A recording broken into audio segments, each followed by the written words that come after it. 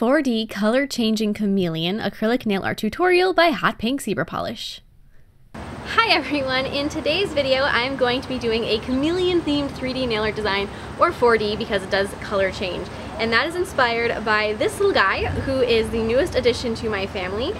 Wanna look at the camera? His name is Rafiki.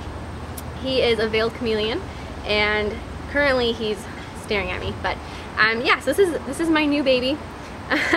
So I just thought I'd do a little design about him because frankly it's so cool and he does change color frequently. It's so awesome. So anyways, I hope you guys like this design, and please don't forget to click subscribe to see all my future videos as well. So I'm going to begin with an overlay of black acrylic across the entire nail. Now as I was doing this afterwards, I was thinking to myself that this would have been a lot easier to do with gel polish instead of black acrylic.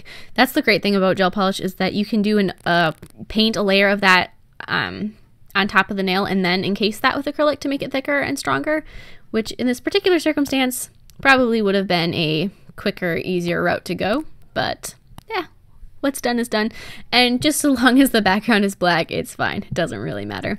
So then after I've got that layer of black acrylic on there, I am also going to be encasing the acrylic just because that first layer was not very thick at all, and this is going to make it so much stronger and just give it a lot better of a base so that it's not going to break on you, because that's no fun for the design that you've been slaving over to bust. That's not good at all. I just recently tipped over. I have a martini glass that's filled with the nail designs from about the past 6 months or so, and I tipped it over and they all fell on the floor and only 2 broke. It was amazing, and they're easy things to fix, so I was very grateful that in my klutziness I didn't actually really ruin anything. But anyways, that's kind of different story. But I'm just going to be filing this nail now into shape. I started out with a pretty coarse bit just to really get rid of any lumps, bumps, and imperfections, and then I'm going to go through with a much finer bit that's going to get rid of any scratches that the first file decided to leave upon the nail.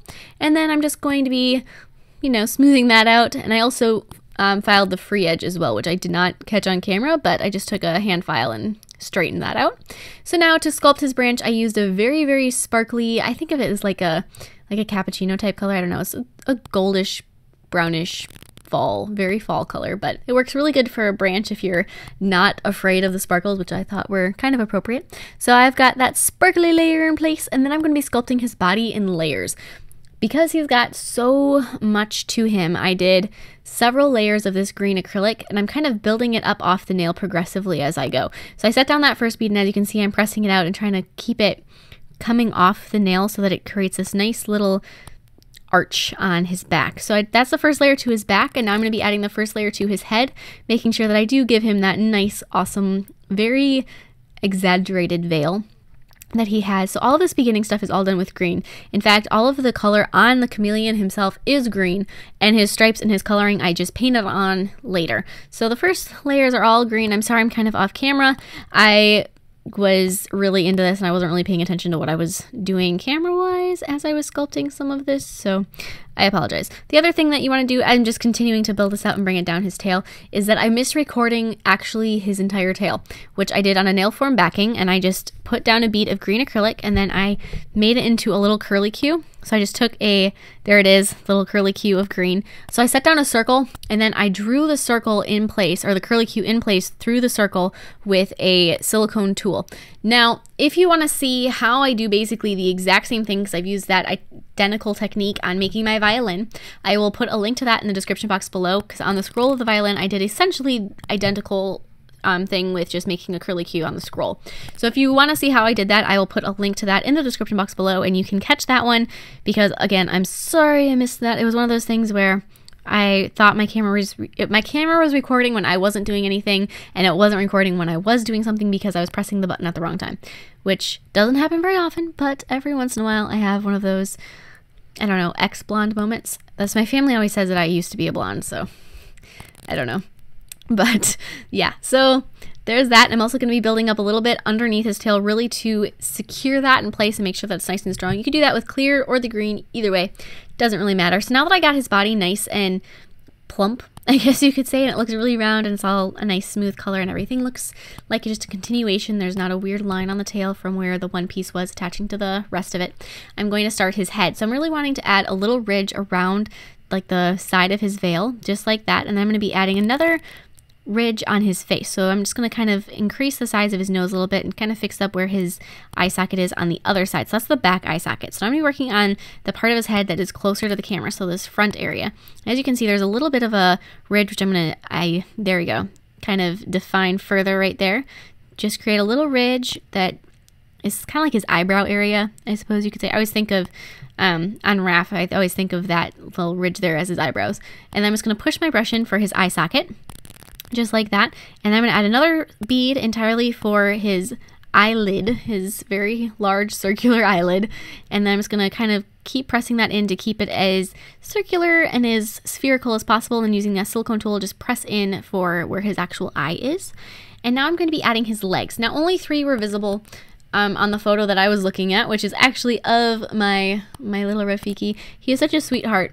When I was doing some research on him, I know that a lot of veiled chameleons don't seem to enjoy coming out, but he, as soon as you get near him, he like reaches for you and crawls right on you. So he seems to actually like companionship. I think we're warm. I think he likes our body heat. But anyways, so I'm just going to be sculpting his legs, and like I said, only 3 are visible, so I'm going to be doing the 2 that are closest to the camera that are on this side of his body, and then I'm going to be adding that other one that's on the other side, just like that. That's, you just don't see the upper part of that arm, you see the lower part and the actual little hand.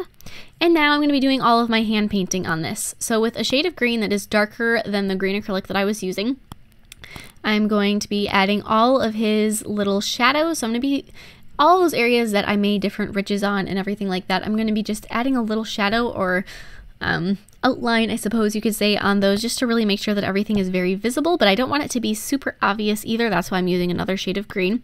So I'm doing this on a lot of it on his face. So I'm going to be doing his smile and his around his eye, between his eyebrows, behind his veil, and then on his legs, and then kind of shadowing his tummy just a little bit with that darker shade of green. You could also do this with very diluted black to add all those definitions, but that's going to make him look a little bit less bright, and I wanted him to look super, super bright and super vibrant.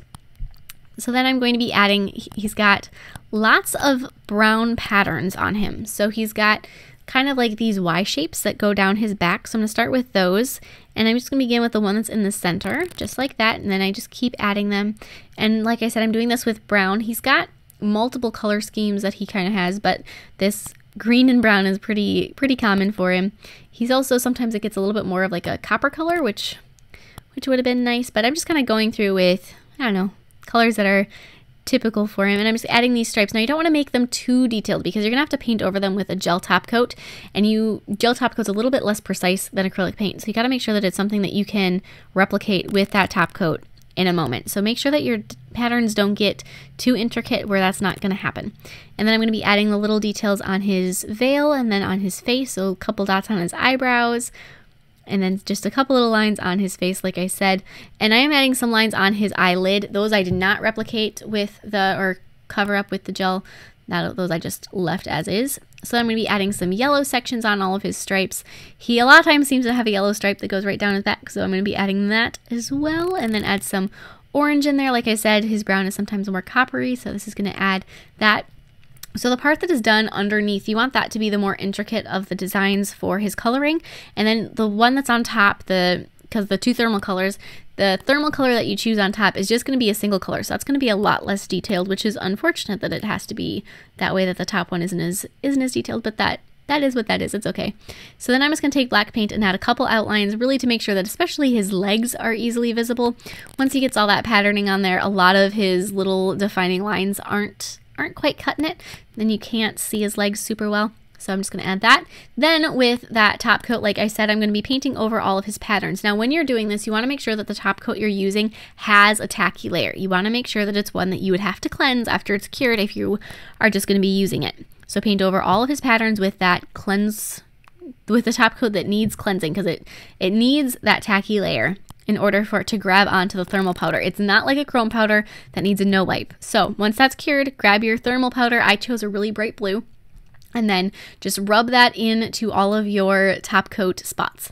So just kind of increase that on there. Now I only did 1 coat of the thermal powder because this blue covers really, really well, and it did not need a second coat, but depending on the one you're using, it might. After you have that on there, try to remove it carefully, remove the extra dust just with a little lint-free wipe. And then I'm going to be applying a layer of shiny glossy gel sealer over the branch and over the black background. So just a little bit over the background, make sure that that looks nice and shiny. Then I'm going to cure that. After that's cured, I'm going to be applying a layer of matte top coat over the top of my Chameleon, just so that he is now nice and shiny. Not shiny, matte. He's not shiny at all. There we go. Now he's matte. So there he goes into that warm water. It was really hard to get my thumb all the way in that little dish. So there's that, and then into the cold water. As you can see, it goes right back to that blue. Into the warm, it turns, and you can see the patterns that are underneath. There you can see it really well. It is so cool when you watch it go through a faucet, which is, I tried to record it and just didn't show up right, but you can just see the colors changing. It is so cool. I absolutely love this design. It's one of my absolute favorites. I hope you guys like it too, and please share any recreations with me on Facebook and Instagram. I would love to see them, and I will see you in my next video. Bye!